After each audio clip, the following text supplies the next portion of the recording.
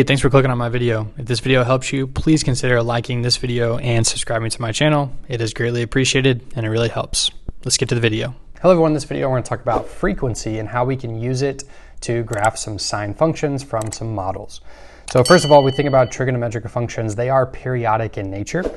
So they can be used to model oscillating motions like sound waves, pendulums, seasons of the year, etc.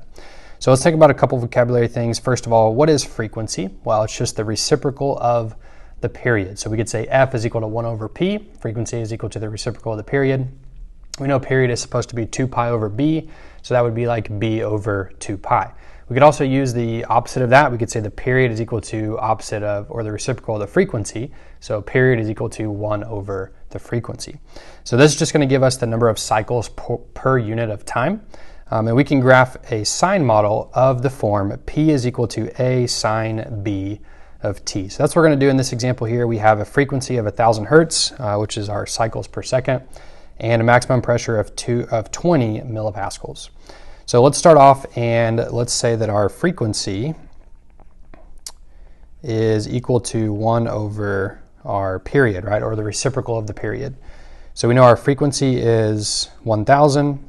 And period is 2 pi over B, so the reciprocal of that would be B over 2 pi. So this is going to give us our value for B. So we could say B is equal to 2 pi times 1,000, which would be 2,000 pi. So we're going to need to know what B is. Our maximum pressure is 20 right here, so A is going to equal 20.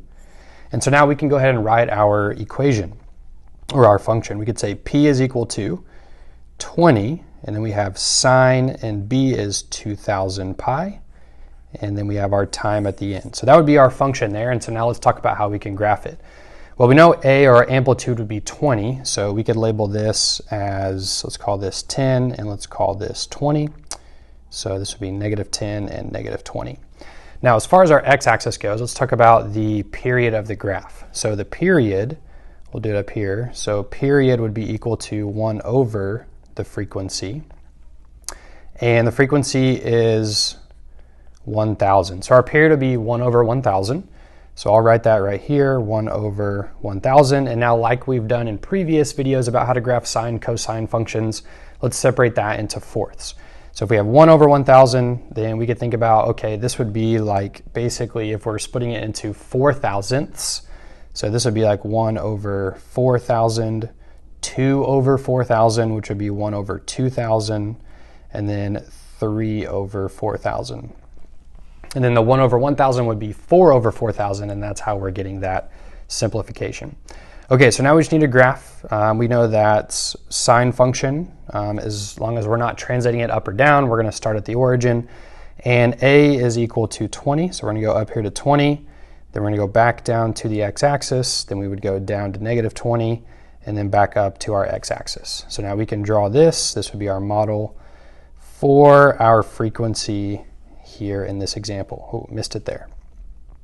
So going down here and then back up, and it would look something like this. Okay, so that's what frequency is and how we can use it to model some data.